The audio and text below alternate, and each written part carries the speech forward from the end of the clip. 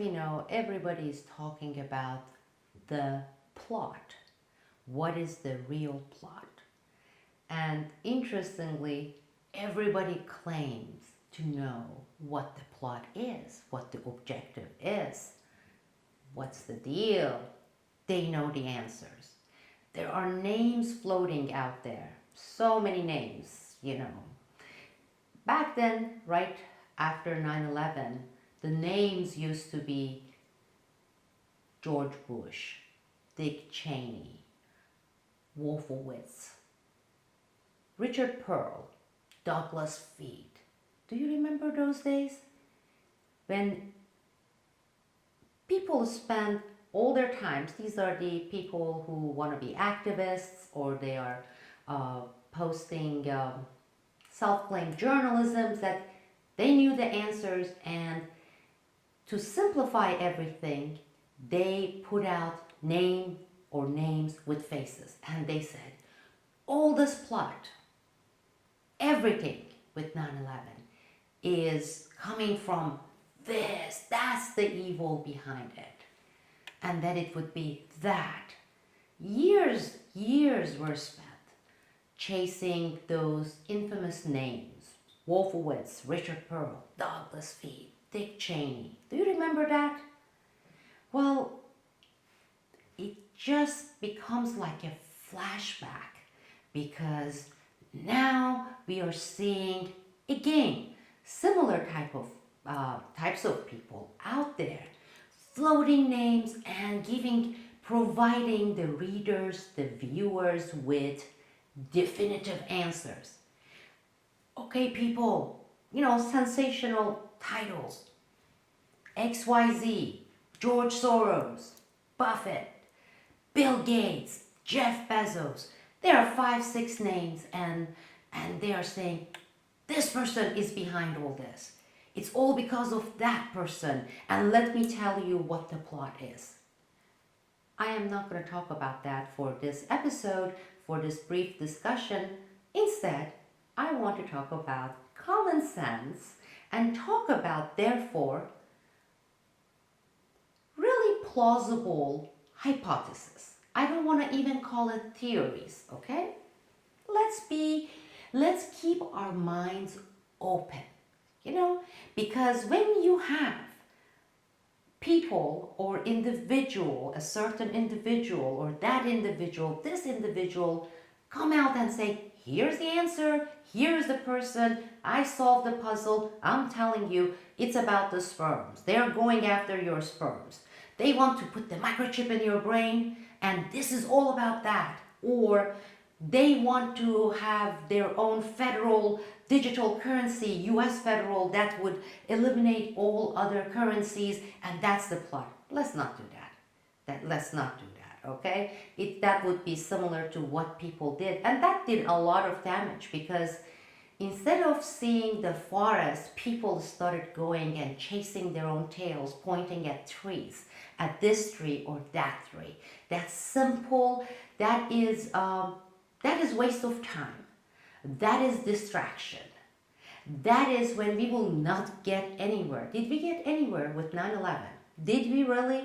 Despite all the activism, despite all the whistleblowers who came forward courageously, we didn't get anywhere. You know why? Because a lot of people, some of them on purpose, put out distraction. We got busy chasing the trees instead of stepping back, seeing the forest, okay? That happened. We are seeing similar trends right now. So I want to talk about a hypothesis. I want to open up this discussion because it's a more macro view with you. And together, I want us to say, how plausible is this hypothesis? Some of you may want to refer to it as a theory. No, I'm not putting definitive answer here saying this is what the plot is. I want you to think about the economic crash, the 2008, 2009, 2010. It was not only in the United States, it was all over the world, especially in Europe. I want you to think of Greece, right? What happened? going through the economic crash, the financial difficulties, that whole upheaval, and the whole Europe was going through that too. They reached out, this is Greece, their hands out to who? Germany. Germany was going through its own crisis. The crises affected Germany as well. But we are looking at big fish, little fish, right? Big mega countries with big muscles versus smaller countries. So Greece, during the financial crisis, 2008, 2009, it ended up affecting them so much more because they have much smaller economy. They are the smaller country. So what did they do? They went to Germany and they said, help us. Germany said, of course, sure, I'll help you. So they started granting Greece these loans, the rescue package loans. These, as we know, are not handouts. Just like IMF loans are not handouts, okay? They come with hefty interest rates. They come with deadline for payments for these interest rates. They come with all sorts of legalese binding default clauses, right? Greece signed those, Germany smiled, they signed, and of course, knowing, and this was predictable from the beginning, a few years later, Greece could not pay back those hefty interests on those hefty loans and handouts. It was the time for default. And what was the result of default? This is not old. This is just a few years back. You don't even have to go back 3-4 years. Germany said, okay, we are going to come and collect what you owe us. Your railroad, your bridges, your airports, okay? Practically nearly half of Greece, over 1/3 of Greece, was taken over by Germany. Now, I want you to also think of sovereignty, okay? Think about it this way. Greece had to give up 1/3 of its sovereignty, close to half.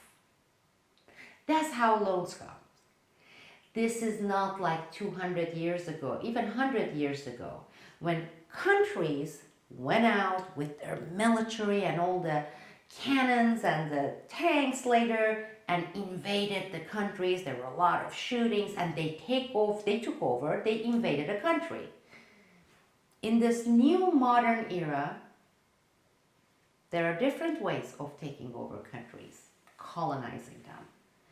For a while it was through IMF, now even it's between countries, from one country to another, meaning you give a country loan and they default, you go and take over things. The bigger the amount, the level of default, the more of that country you take over, okay?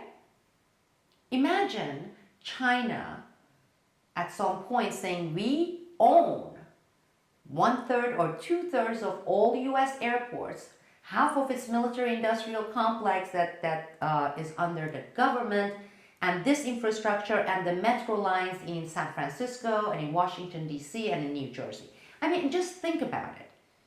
It sounds appalling, right? It's like unthinkable. Well, that's what happened. Now, why am I relating it to the current situation? Okay? I'm not going to even name the current situation. We know how it is now. YouTube is about to pull the plug, and I don't care. I'm already waiting for it. But let's not give them the excuse. We are talking about the plot, the objective, the hypothesis, possible theory for it. This is the hypothesis. Now, going through these crises, self-made crises, the virus is not creating these crises. The extraordinary measures, what is being done about it, is creating the financial crises, political crises, right? Okay. Now, different countries are being affected and are going to get affected further at different levels, okay? Everything is relative. Now, there is US, the United States, its general economy. Yes, I know we have a lot of debts, etc., etc., etc., but we know the size of that economy. We know that country's weight within the global order, where it is, right? Who is the richest country in the world, right? So there are crises, and there is the United States, which says probably within, I don't know, 6 months, 9 months, 3 months, 1 year, they will get better. Things will get better. Things will get repaired. There is Russia. There is Germany. Okay? There is the United Kingdom. Because we are hearing a lot of this news headlines going out there. We are seeing these headlines on the newspapers. United Kingdom's the economic crash right now is worse than its situation than the 2008 crash, etc., etc. But relatively, compare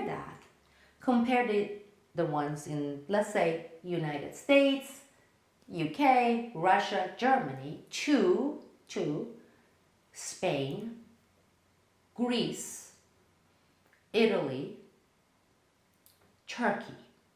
Okay? Right now I'm talking Europe. Now, countries like Turkey, Greece, almost half of their economy, maybe even more so, is based on tourism, okay? International tourism mainly, not the domestic tourism, but international. Tens and tens and tens of millions of people visit Greece every year. From Germany, from the Scandinavian countries, from all over the world. It's Greece. I mean, can you think of a more famous, desirable vacation spot than Greece in Europe? Okay, then there's Italy. A big chunk of Italy's economy depends on tourism as well. Same with Spain and Turkey. So that's that part. Now, think of where their economies were. This is both, I mean, this is all of them. Spain, Greece, Italy, Turkey, Portugal. Even before this crisis, their economy was they were in dire situations, okay? They were approaching that, this is getting to a point where some major disaster, some defaults are about to come. Now, with this coronavirus and all the measures, the extraordinary measures, they will have no tourism this year. It's done. It's finished, basically, for this year. They were in dire situation before, but with the cost of implementing these extraordinary measures, not having tourism, the commerce has practically come to a stop, even textile, right? They're going to be in this situation where that is very similar to where Greece was. And they're going to be asking for bailout from other countries. Now, there's a heavy weight there. This is going to be Germany, even though Germany has its own financial crises based on what's happening, but it's nothing compared to these countries.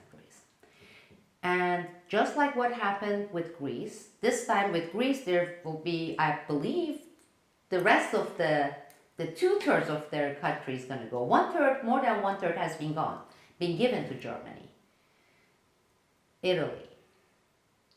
Italy, Greece, Turkey, they will be turning to Germany. And we are talking about, you understand what I'm talking about, right? Let me give you an analogy of companies. You get these mega big companies, right?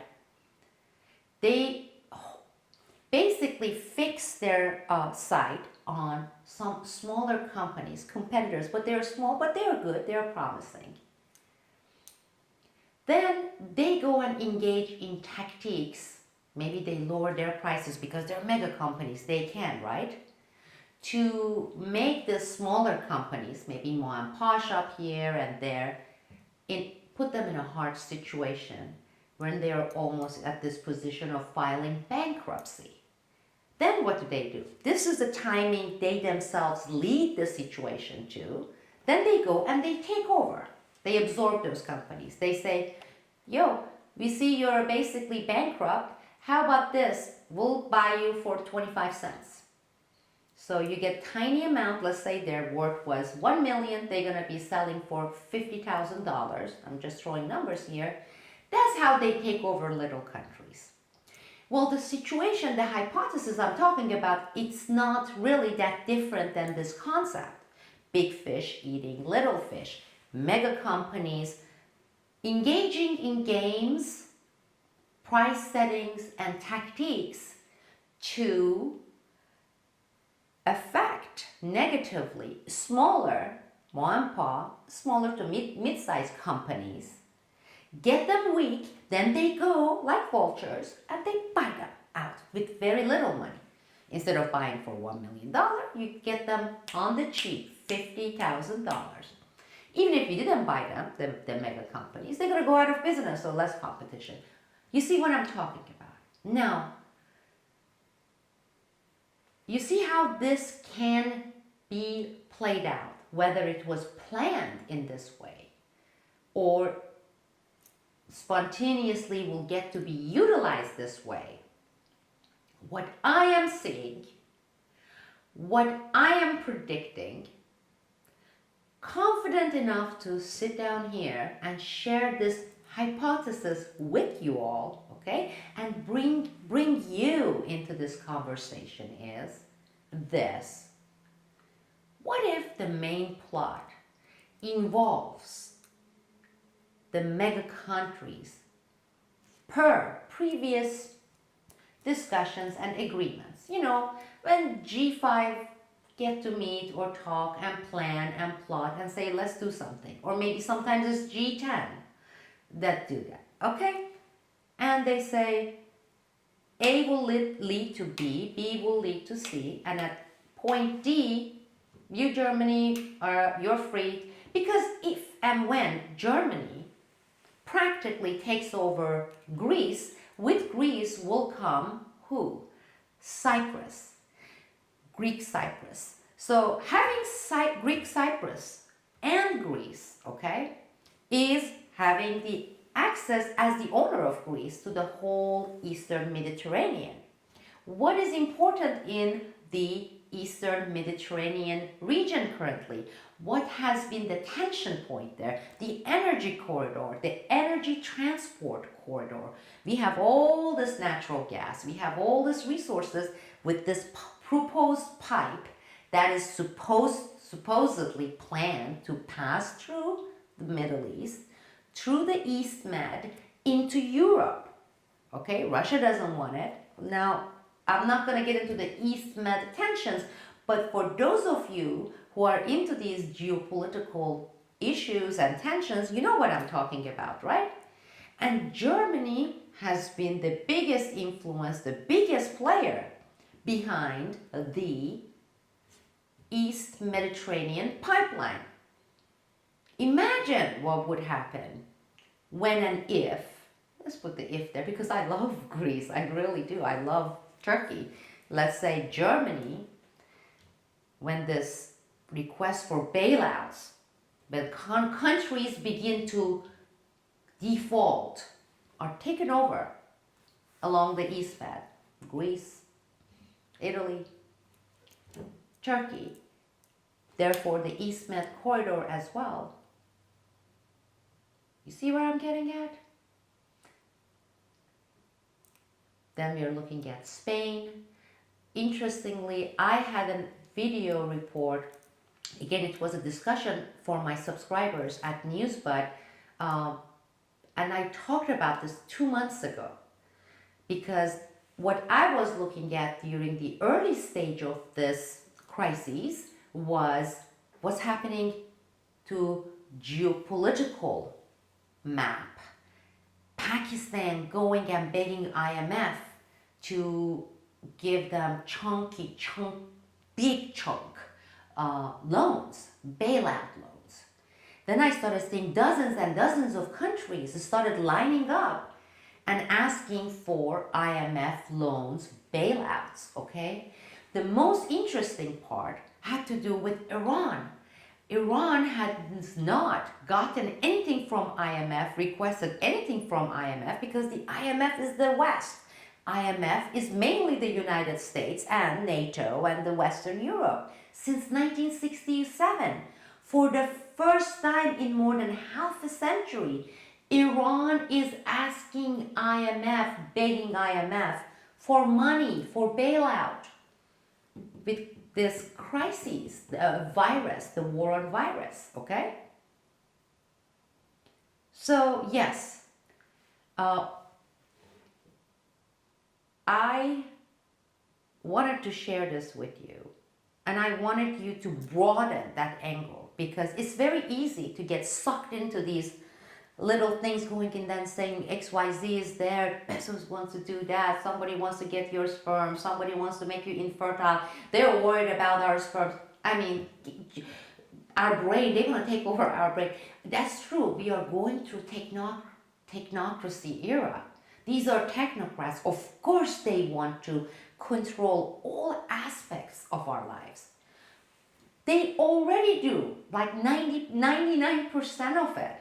Every time you use that credit card, every time you use that ATM card, every time you go online, anything you post, every time you use your cell phone, I mean, they are already controlling every single move, every single penny we spend. Do they want more?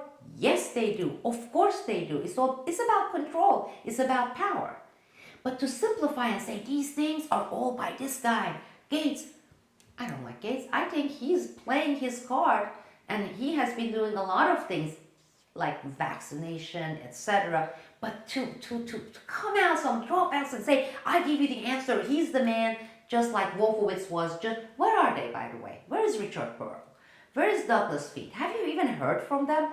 They were dropped like a sack of whatever. Therefore, they were not the drivers.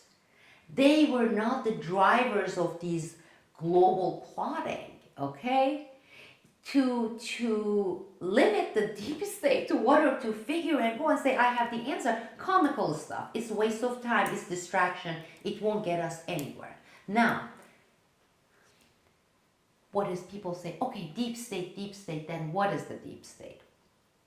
The deep state, think of a big table, when the heads of companies sit, and they negotiate and they come up with plans, okay? Whether it's a club, whether it's a big table meeting, whether it's a small, very, very elite-oriented conference.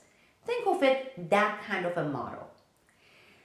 The main seats at this important mega table, up until recently, the main seats were the oil companies, the military-industrial complex, of course, and financial institutions. They were the main seats of the deep state's mega table for setting the global tone, the global agenda.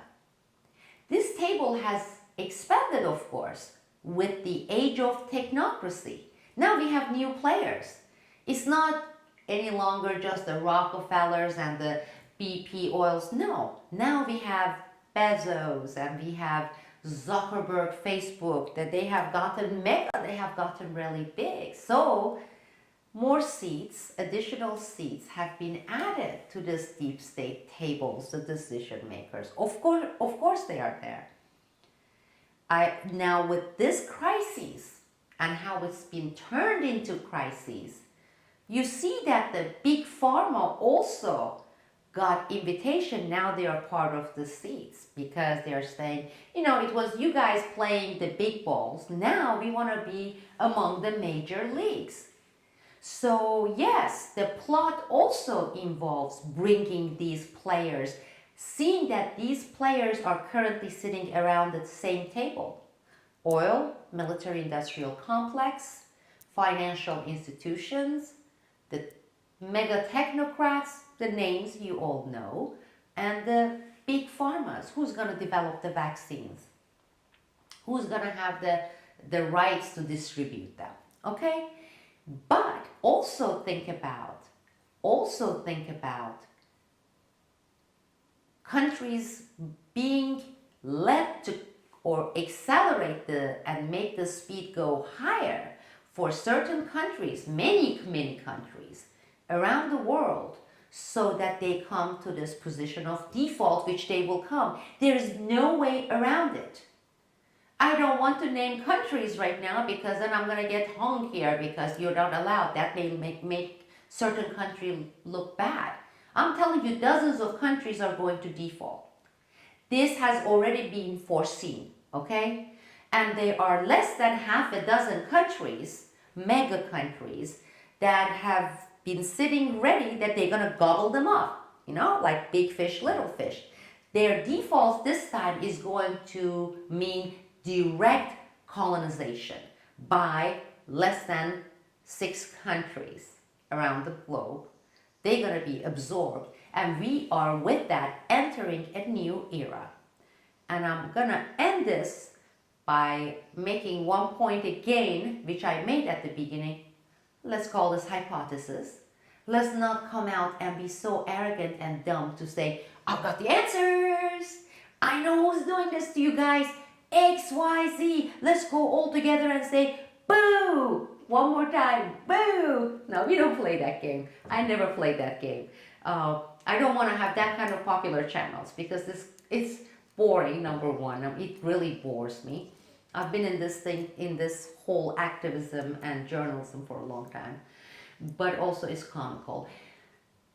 Hypothesis. And also, this video series are all sponsored by you. I started my Patreon site.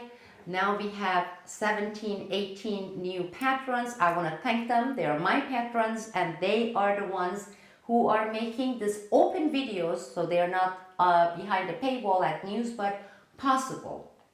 If you can, if you enjoyed this series of discussion, please go to Patreon and do whatever you can, whether it's 5 cents or $1 or $2.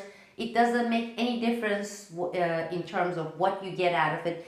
It just allows me to frequently produce these videos and engage in this direct discussion, conversations with you, so we can together further our understanding of what's happening and what can be happening based on what is happening and more. So please visit Patreon, take a look at it, and see if you can support and if you wish to support this program. Thank you all. This is Sibel Edmonds, and I will be in the United States in less than a week.